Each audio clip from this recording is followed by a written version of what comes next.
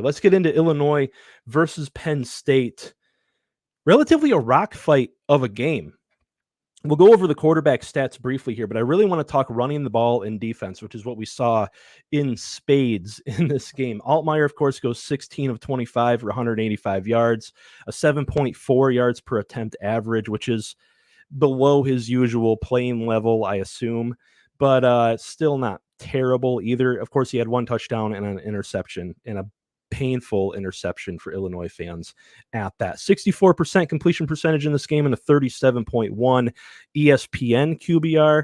And then Aller went for 15 for 21, 135 yards, a 6.4 average, no touchdowns, no interceptions, a 71% completion percentage, and an 80.4 ESPN QBR himself. Aller really did all the more what little bit he really had to do in this game with his arm to get Penn State the victory, because this was really a rushing battle, and this is really where I think Penn State won this game. Caden Fagan, we talked about him in my preview and prediction video, by the way, over on my channel on Darren Talks Ball. We do preview and prediction videos of all the big teams each and every week, all the big games at least. We talked about Caden Fagan and this Illinois rushing attack, and it kind of let you down if you were an Illinois game in this one, I have to be honest. 13 carries, just 13 carries in this one. I don't know if he was banged up at one point or another. I didn't get to watch the full game. I was watching it in bits and pieces over here as I was up north in Michigan. In Michigan, we say up north, by the way. I should say that clarifies. We probably have people watching from all over the country here. By the way, like, share, and subscribe and all that good stuff. I was up north for my niece's birthday over the weekend, so I feel like I have a fair excuse for not watching as much college football as one would expect from a college football content creator. Ultimately, he ran for 4.9 yards per carry, but his long of the day was for 34 yards. So outside of that 34-yard carry that I believe came a little bit later in the game, Caden Fagan didn't really do much. The people that did do a lot in this game, though, were Nick Singleton and Katron Allen, and they did not let that Penn State offense and that home crowd down at all. Allen went for 18 for 102 and a 5.7 yards per carry average. Singleton one-upped him in the yards per carry average, but fewer yards altogether. 16 of 94 for 5.9. I believe they each ran for a touchdown in this one. And Penn State, I just have to say this as a Michigan fan. I'm not going to lie. I'm not going to lie, and I'm going to be upfront and honest with you guys as the host of the show. I hope you know that and hope you can tell that already and going forward. I wish Michigan hired Andy Kotelnicki. I do. Seeing what Andy Kotelnicki was doing, especially later on this game. And by the way, that Penn State offensive line was just bruising. It was dominant. I think if you were to take a team photo of that offensive line, it would just look like a bunch of bulldozers lined up one by one. And by the way, Tyler Warren, take a bow, young man, just doing everything that needed to be done in this game to win this game. Combined, Katron Allen and Nick Singleton go for 34 carries for 196 yards, 5.76 yards per carry. And I know this was somewhat of a battle. Illinois kept it close. Illinois made some mistakes down in the red zone. Of course, they had that big fumble-rooski on, I think it was a 1st and goal. There was a bad snap that drove them back, and they didn't end up scoring that drive. They missed a field goal. They had a couple of missed field goals, and of course, the late interception. But it almost felt to me, and this is where I'll make another Michigan comparison. I apologize, I'm a Michigan guy, so I'm going to talk a bit about them here and there. It almost felt to me at certain points in that game, especially in the third quarter, later in the third quarter, in the fourth quarter, that kind of boa constrictor, for lack of a better term. I don't actually really like Joel Klatt's analogies sometimes. I think they're super cheesy, but I end up using them because, hey, they're accurate. It just felt like eventually, with how well Penn State was running the football and what they were doing on both the offensive and defensive lines, because we're going to get into the defense for Penn State here in a minute as well, that the dam was going to break, because Penn State's, both their offensive and defensive lines were playing extremely well. And we saw that later in the fourth quarter. And what Kotelnicki was doing with that offense, with both backs out there at the same time at times, with Drew Aller back there, with Tyler Warren lined up at the H-back, with bringing in the other quarterback, the backup. I'm blanking on names. I'm not familiar with the backup quarterback over there, but bringing him in and kind of wildcat looks and running the quarterback really, really diced up Illinois' defense later in that game. I mean, putting linebackers in conflict, getting linebackers out of gaps. Illinois, towards the end of the game, was also gassed defensively because I didn't look up the stat here, but I'd be willing to bet that Penn State controlled the time of possession later in that game. And it was just down the line. It felt again like the dam was going to break and that boa constrictor was going to kind of just use two analogies in one there. They just like pimp my rided that analogy thing. But anyway,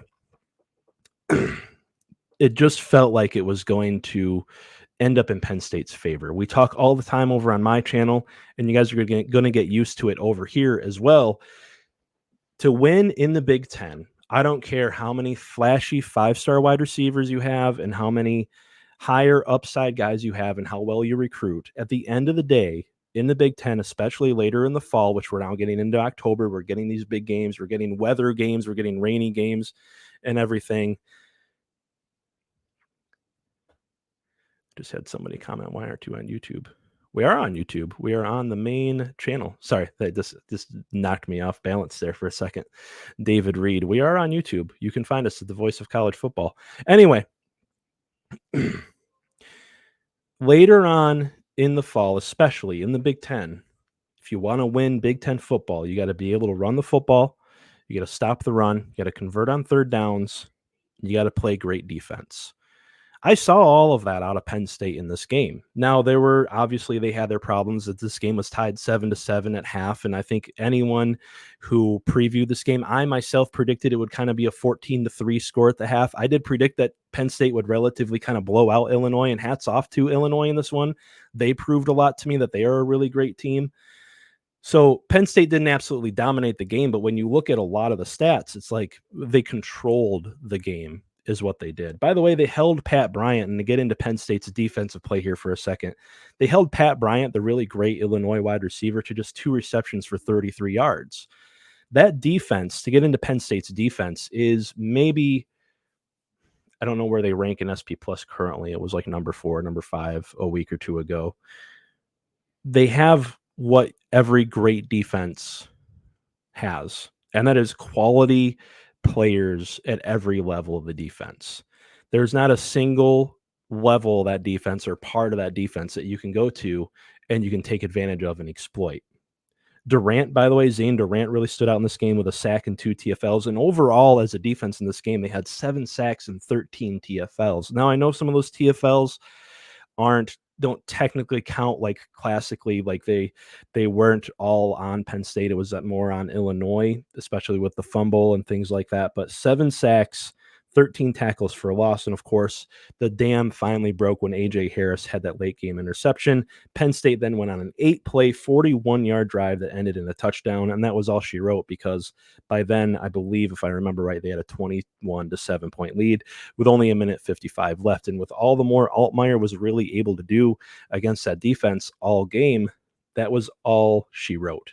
Altmyer, I thought, played well at times in this game. Actually, he picked up some first downs with his legs. He was decisive. He was a very, of course, experienced quarterback at this point. Only 1 interception in this one, and that makes it only 1 interception for him so far this year. I wouldn't be surprised if Illinois is still a great team going down the line. They impressed me. That hostile environment in Happy Valley is one of the more difficult places to play in all the country, especially at night. And that's really what I got on Illinois versus Penn State. Let me know in the comments what you guys think. PSU Jim says need to fix the kicker situation. Penn State missed some field goals in that one as well, didn't they? Now that I think about it, we're going to getting some text here. Apparently, we are on the wrong channel. We're on Mark Rogers' channel. Whoops. We're not on the Voice of College Football. We are on Mark Rogers' channel, his personal channel. So that's why we are not actually on YouTube, David Reed. I'm going to text TJ here real quick.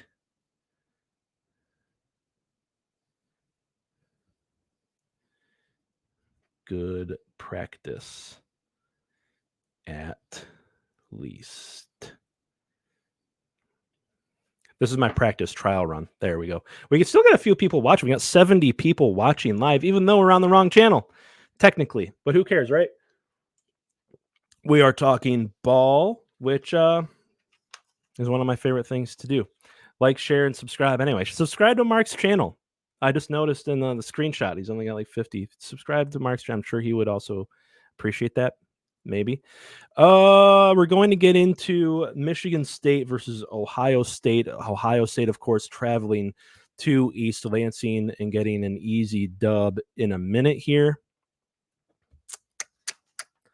But first, I was hoping to get more questions and comments in the comments. But if you guys don't have anything else, we'll just roll over to that. There we go.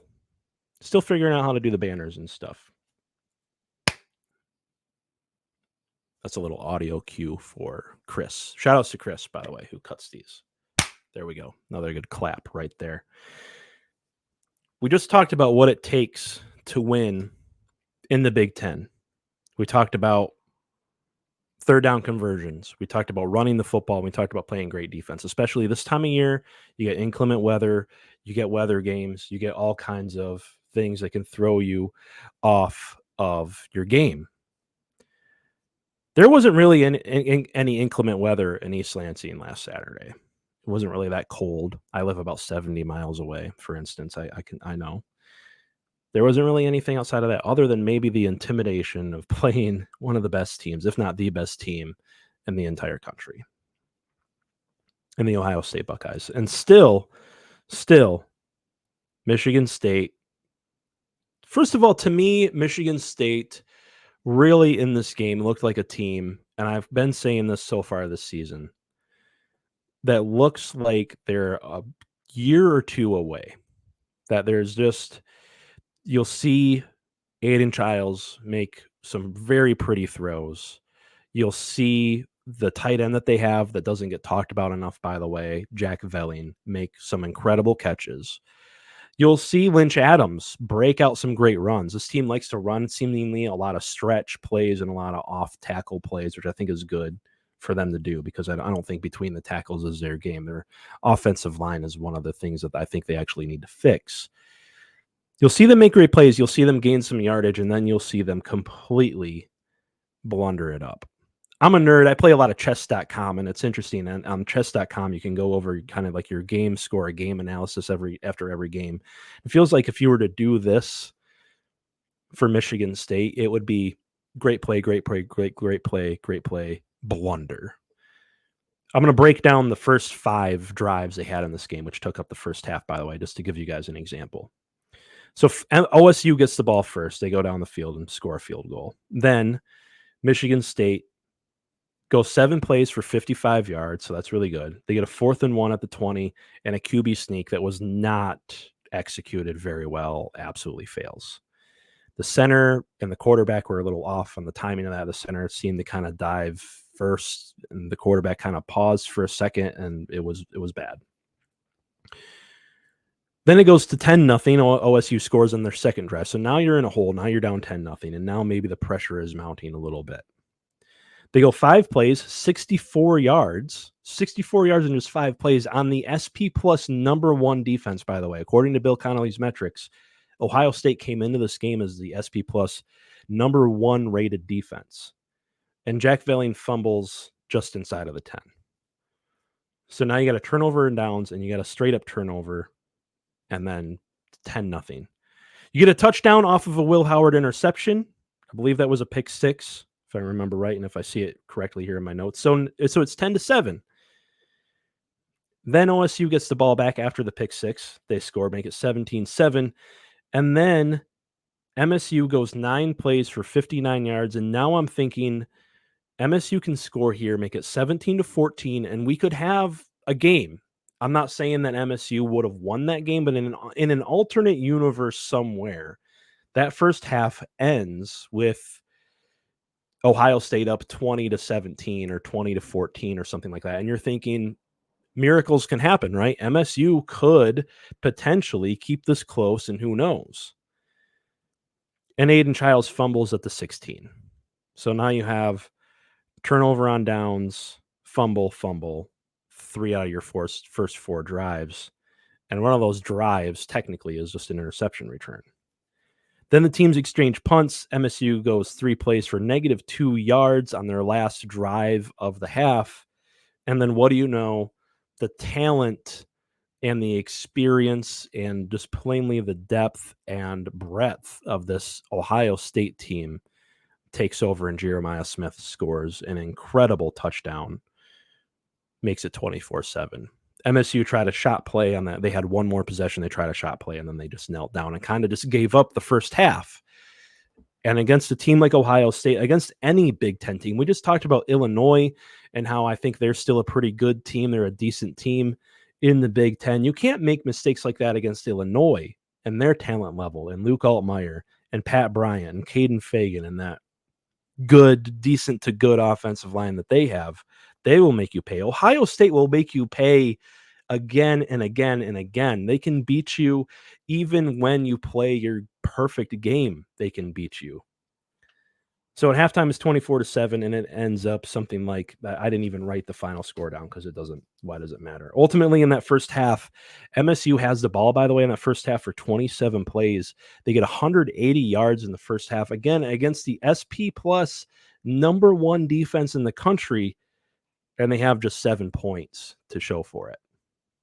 By the way, on my channel, I mention often, and I think it's funny, I think this game is an example of it. We're all kind of obsessed with yards covering college football, but this just goes to show that in some games, in particular, yards are kind of an empty statistic, because if you just bundle up a bunch of yards between the 20s and you turn it over in the red zone, or you go fail a 4th and 1 in the red zone, like in this game, those yards don't count for anything.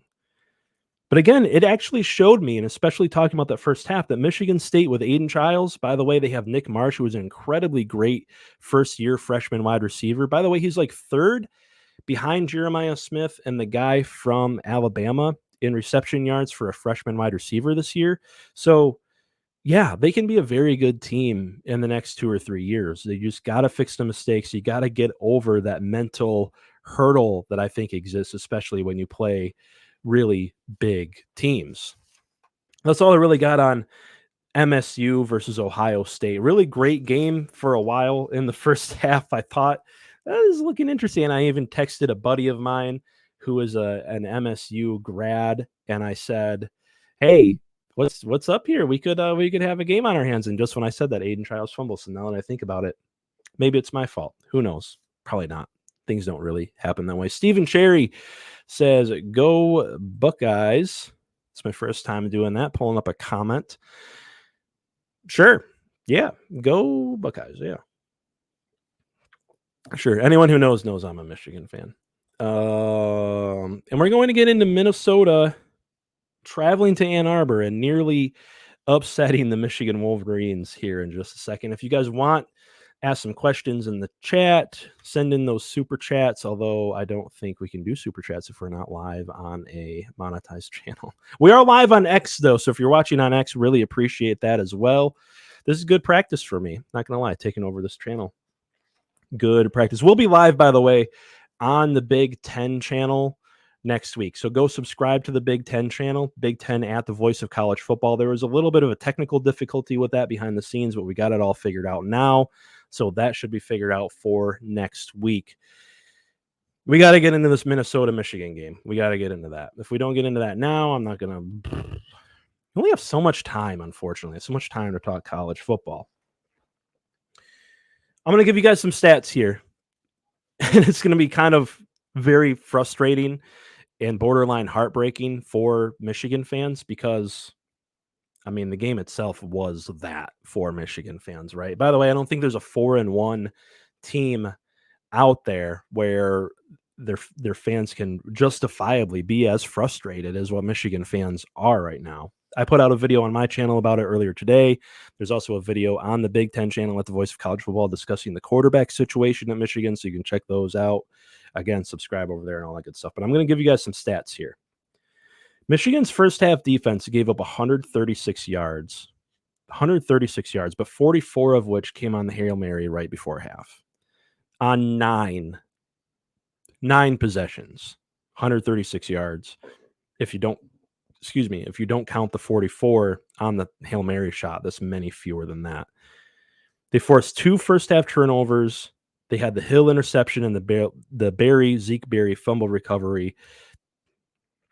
1 TFL, the interception, 4 sacks in the first 3 quarters. That's all they had.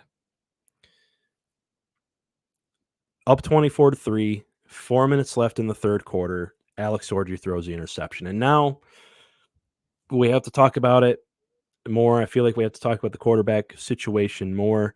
If you go back and watch that video I put out earlier today, I don't think this offense is fixed by just plugging in Davis Warren or playing a 2 quarterback system or this or that. I'm just going to leave it here. You can go watch that other video. This quarterback play isn't going to be great no matter who is playing quarterback for this team right now, because there are a load of problems on this offense outside of quarterback. But I digress. After that interception, Minnesota goes on a 14-play, 76-yard drive for a touchdown. And you're thinking 24-10, this is still okay. Then they go on a 3-play, so Michigan goes 3 and out. Absolutely nothing on offense in the third quarter after the interception. Then Minnesota all they need after that is a 3-play, 17-yard drive for a touchdown after a 60-yard punt return. We all talk about Michigan's path to victory in any given game and how narrow it is. At least we do on my channel. We have in the past. You have to play, if you're a team like Michigan, you have to play almost flawless on special teams. You just do. That's just the path. Great defense, great special teams, and an offense just good enough. Think Iowa over the past few years. That's Michigan right now. That's just the reality of it. Again, I told you guys it was going to be upfront and honest. We don't hold hands and sing hallelujah, kumbaya here. We talk college football, which is a black and white, results-driven sport. So deal with it. Jared Goff, believe it or not, just broke a sack and got a completion. That was wild. That never happens. But I digress. 0-0 in the first quarter, by the way.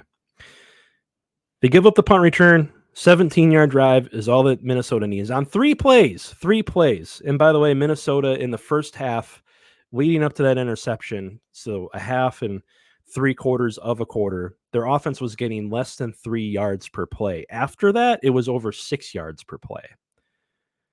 And then Michigan goes 3 and out again, offense doing nothing.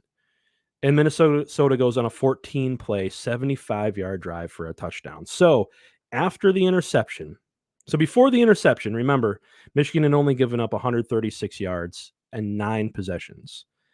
In those 3 possessions I just listed, they had 31 plays for 168 yards, and they scored 21 points. I think there's a lot to say about Michigan treating the 2024 version of their team like it is the 2023 version of their team. I think there's a lot to say about the kind of lack of depth that there is on this team in comparison to that one, because we've seen it now. Fresno State was able to do some things later in the game in that home opener. Arkansas State was able to close the game down to 10 points after all the backups came in. I didn't really count that when I talked about it over on my channel. I'm not really going to give too much credence to that here, because ultimately those were like third string guys. But you go back to last season and you see how much depth that team had, and they were still able to shut teams down later in games when those depth pieces came in. Now, it's also something that should be noted here. Michigan, of course, was without Will Johnson and Josiah Stewart. And if you've been watching this team, of course, Will Johnson is one of the best players in all of college football, let alone on this team. Josiah Stewart's the best edge player on this team, too. So you're down your 2 best defensive players. Jair Hill, by the way, had an incredible game. I'd be remorse if I didn't mention that here. But what happened late in third quarter? Well, Minnesota started going up-tempo, which took away Michigan's ability to sub in and out on a lot of plays. They caught Michigan several times, and on one of those drives, I even texted TJ about it, and I know he mentioned it on the Michigan show the other night. They caught Michigan at one point with nothing but second stringers along their defensive interior front. Mason Graham and Kenneth Grant were sat on the sideline for like the last few plays of one of those drives. Again, if the offense doesn't substitute, the defense can't. So Minnesota played up tempo. They trapped Michigan in their base. They had to play more base because they have players with less experience out there. They're going fast. They can't get their defense completely set. And Minnesota gasses Michigan's defense.